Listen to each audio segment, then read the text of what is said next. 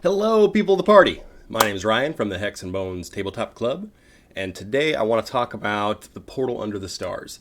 We just ran our first funnel at the Tabletop Club, so I wanted to give kind of a post-mortem, an analysis for what to expect if you're running this.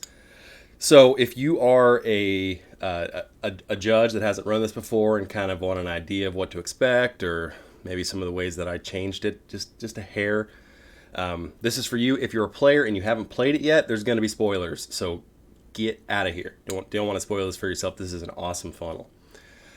So like I said, this is for Portal of the Stars, and we'll go over kind of how we ran it, how things turned out.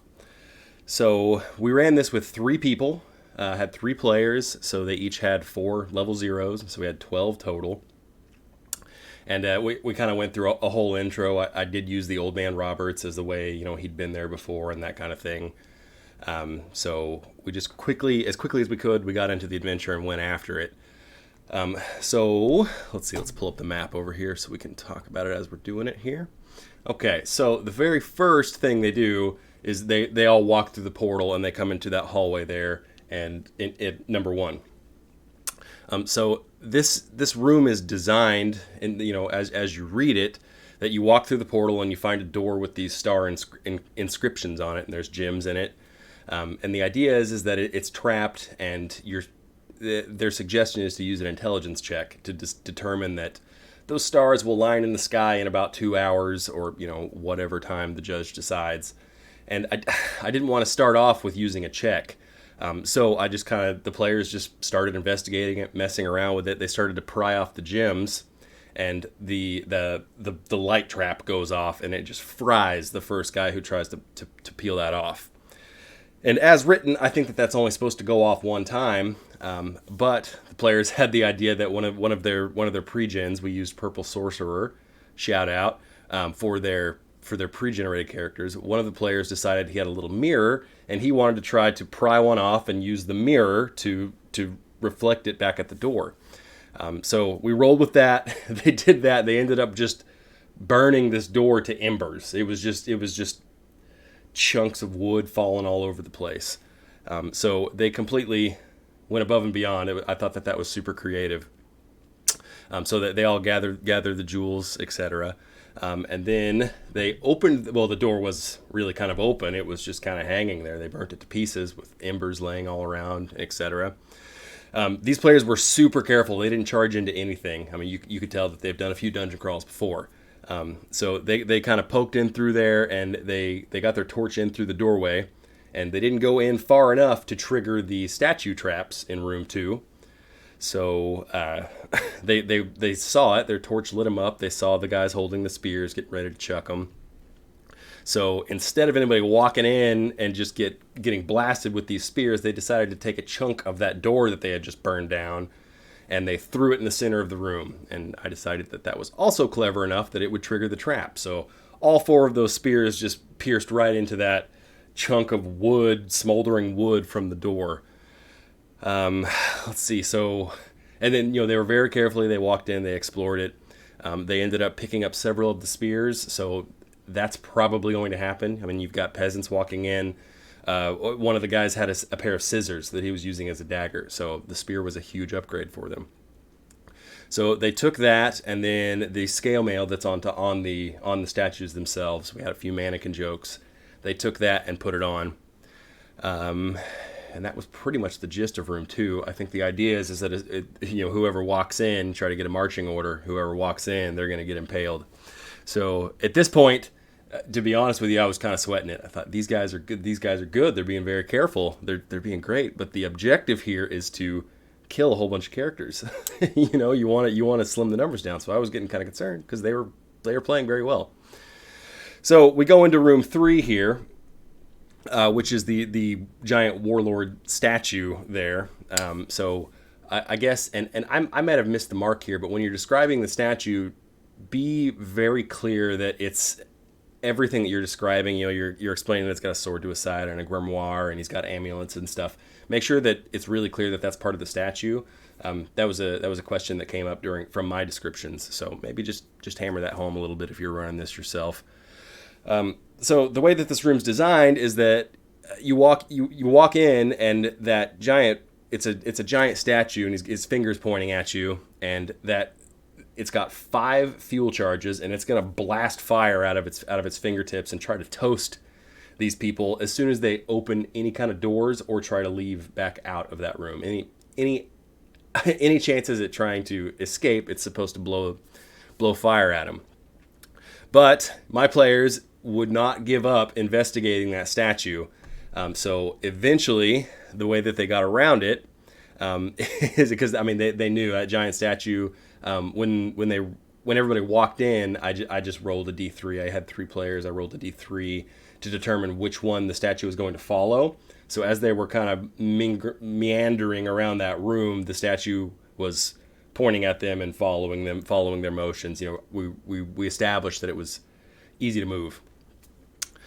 So what they decided to do, they just kept investigating it. They found that the fingertip had a tiny hole in it, which turned out to be the exact size of the butt of their spears. So we had a halfling haberdasher who had several clothing outfits. So they didn't have any rope. So they improvised and made a rope, tied all this clothes together, and threw it over the arm of the statue so that they could climb up it. And there was some agility checks, etc., to see if they could get up there. And they jammed the butt of the spear about 2 feet into the finger. So the finger was still pointing, it was still rotating, but it had one of the spears from room 2 jammed up in there to try to plug it up. They knew something was going to happen, but they didn't know what. So then they decided that, they had been around the room long enough. They decided that they wanted to open all the doors at the same time to try to, distract. They wanted to give multiple targets. If they open them all at once, there's a better chance that they're going to make it. So it was the north door going into room 6 there that finally triggered it. It moved over. They all decided to open the doors at the same time.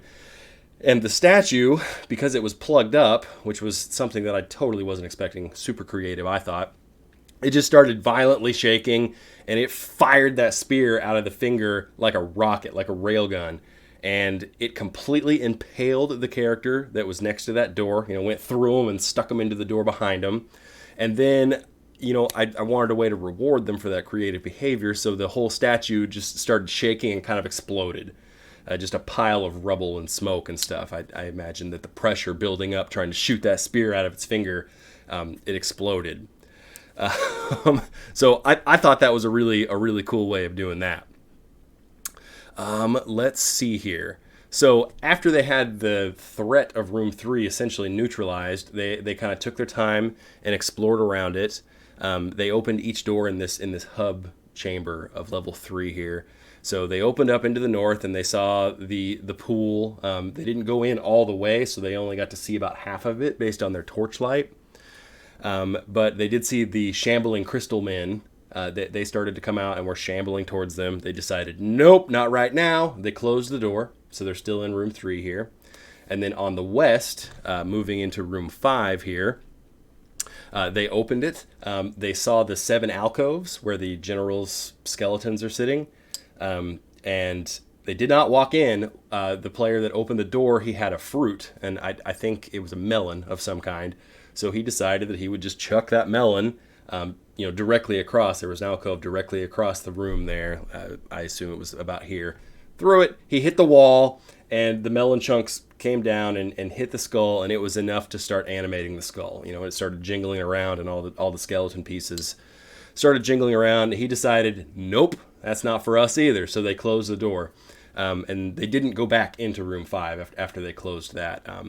Had they done that and destroyed the skulls, we would have played it as written, that each of those skulls are tied to the generals that you then later find over here in room 8. So then, with those 2 pieces done, they went over to the west door there, on the west door on 3, heading over into room 4. And they opened it up, and their torchlight, they could just barely see the end of that corridor.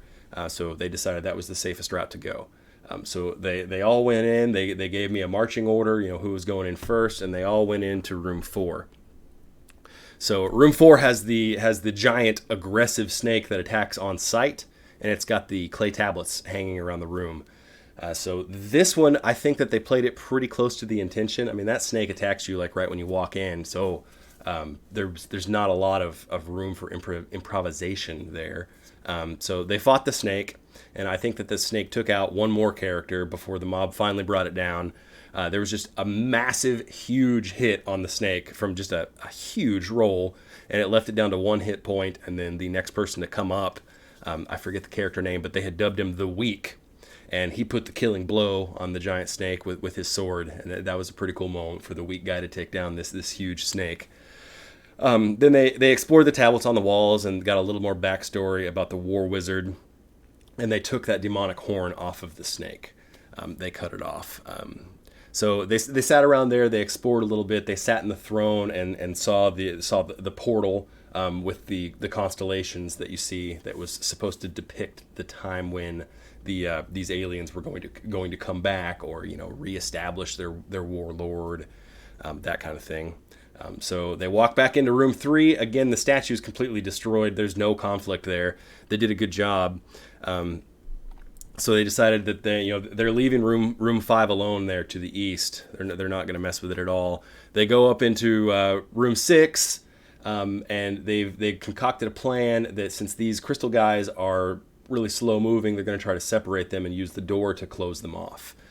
So they walk in, and they hold the torch in the doorway, and the 2 closest to them start to walk towards them and come through the door. They close the door, and they've got 2 guys on the inside of room 3 here, and so they get the jump on these crystal guys, kill them easy peasy. The crystal pieces shatter all over the place. I don't think, and so they did that. They did that 2 more times. To get, and they cleared out, they moved all the crystal guys, they herded them into room 3 where they ambushed them. And I don't think that the crystal guys won initiative at all. I'm not entirely sure that they even got a chance to defend themselves. So I did tell them afterwards that the crystal guys, they were just attracted to the torchlight. They were always shambling and moving towards whoever was holding the torch. But they didn't give them a chance. They just destroyed them, which turned out to be a good thing for what they needed for the next part here. So they go into room 6, and they do mess around with the pool a little bit. This is where, so it's cleared out now. There's no danger to them. But one of the players did decide that they were going to go down and try to pry up some of the crystals. So they got the bubbling coming up, trying to make it obvious that there's going to be some kind of, that it's leaking in some way, shape, or form.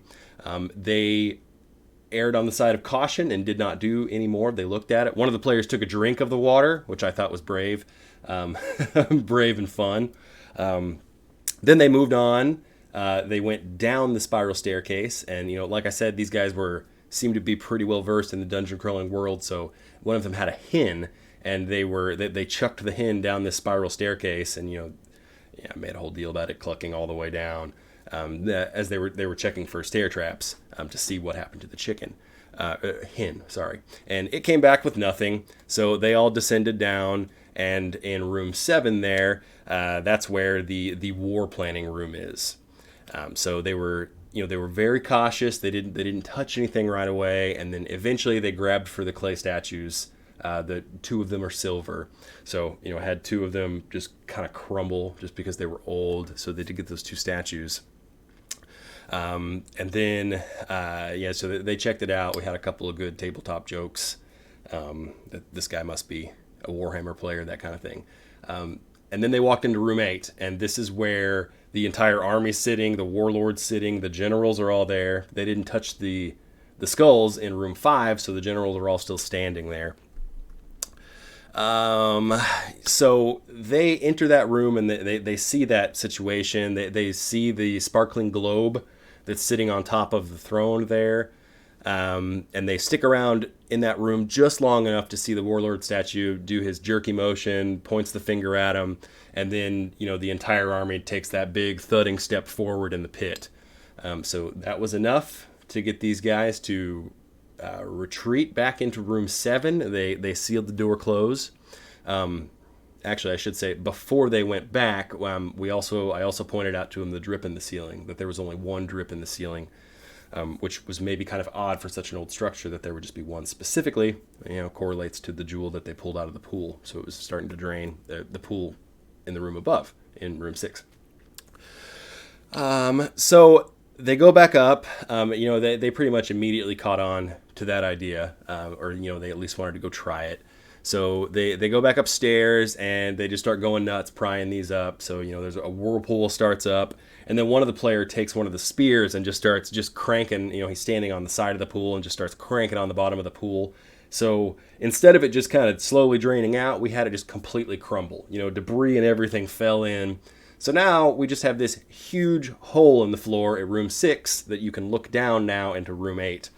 The water and the debris fell down and completely wiped out that army. I figured that all the water, their clay statues, and all the water and the assorted stone debris falling down would just have crushed them. So they did go back up.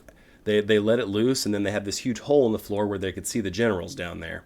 The generals were milling and walking towards them. They'd already been activated before, but they could see them through the hole. And I ruled that it was within weapon range distance. For a ranged weapon, a sling or etc.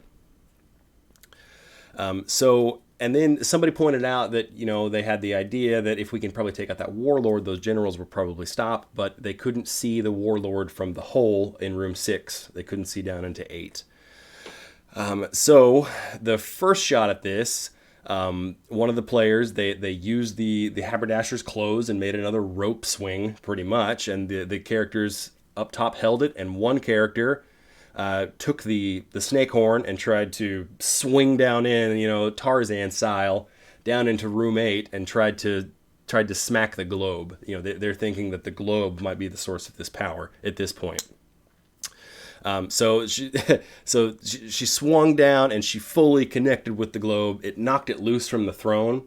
And to deal with that secret room in 9 there, I had the globe kind of roll over and hit a stone spot where that secret room would be, and it kind of popped open the secret door back there a little bit. But the horn and the globe weren't harmed. She fully connected with it, so they decided that wasn't it. And then we rolled initiative between that character and the warlord, since the warlord was just still on the throne. He's right there. Before the other characters could pull her out, the warlord won initiative and just sliced her in half. So, and this is where it starts to get kind of gruesome. They pulled the half body back up. So now they're all still up in room 6 with that hole in the floor, trying to look down. So here's where they decided that, what if we just stay up here and just sling them to death. So all of the generals had spears. And, I made it pretty clear that, they were raring up and that the spears could reach them up there too. So then they had the disturbing idea that they were going to go back and retrieve the dead bodies of the of the other peasants that had already died in the dungeon. They hung them up on spears and kind of used them like marionettes and were dangling them over the hole in the floor in room 6 now. I think that they used 4 different bodies. So the generals down below, they chucked their spears and it hit those bodies, as a way to kind of deplete the generals the weapons. I mean, they threw their spears. They didn't have weapons left. So they decided then that, they were going to take the risk, and they all pulled up to try to get the other ones to burn their spears. So the generals are down in room 8, chucking the remaining 3 spears that they didn't waste on the dead body marionettes that the characters were using. And I think the spear took out one other player here. We got a solid hit on the spear. And then they just stayed up there and stoned these guys to death. They beat the generals finally, collapsed down. And then they decided that for the warlord, the warlord was staying, the clay statue of the warlord was staying far enough back that you couldn't see him down underneath. Or from above, you couldn't see him down there. They didn't want to try the rope swing idea again, so they just decided that they were going to go for it. They were going to go for broke. So all of the remaining characters, stormed down that staircase, down through room 7, kicked that door open, and I gave them a surprise attack since it had been going on for so long that they were upstairs just slinging these things. I feel like the Warlord wouldn't have been expecting it. So they walked in and just epically across the room, they were throwing the remaining spears that they had from the statues that they picked up in room 2. So those spears were huge for this entire session. They picked that up, and then a couple of really solid rolls took out the Warlord. Just, disintegrated him. He crumbled down. So then they went over and they picked up the globe, and then they checked out that now ajar secret door into room 9 that the globe had hit and opened up. So they walked in there, and then we played that one pretty well the way that it's written. They collected all their riches, the weapons, the armor, and then they went back to the lodge. They got out. They got their riches, the weapons, the armor, and now the survivors. I think we had 12 go in, and 5 of them came out.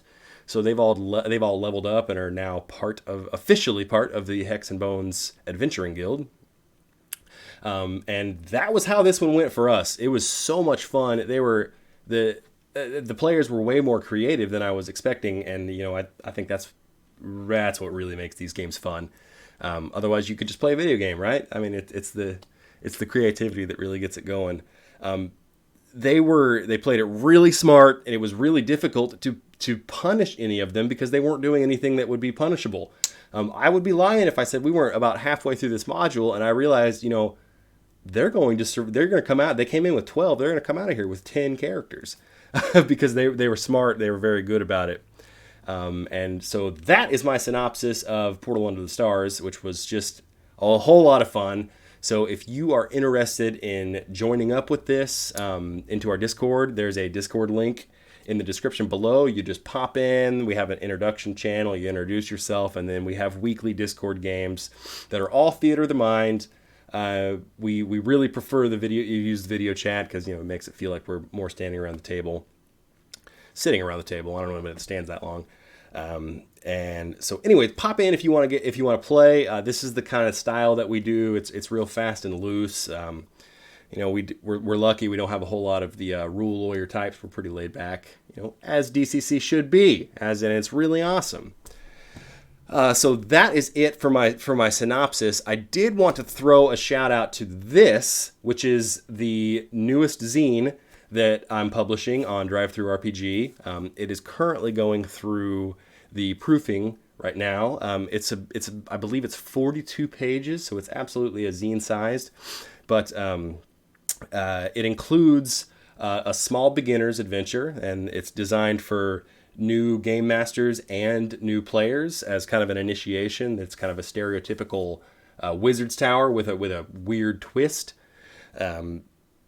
So that's out there now. I'm going to do a full deeper dive review as soon as I get the hardcover back, and we're going to do it'll be available as a PDF and as a premium hardcover color book on DriveThruRPG.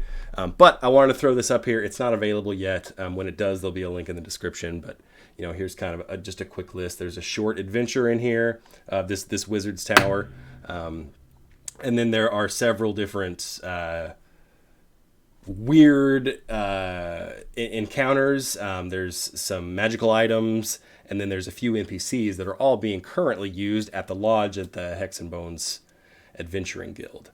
So more to come on this, but I wanted to give a quick little preview about it. And that is it for now. Pop on over to the Discord. Let's play some tabletop, and I'll see you guys around.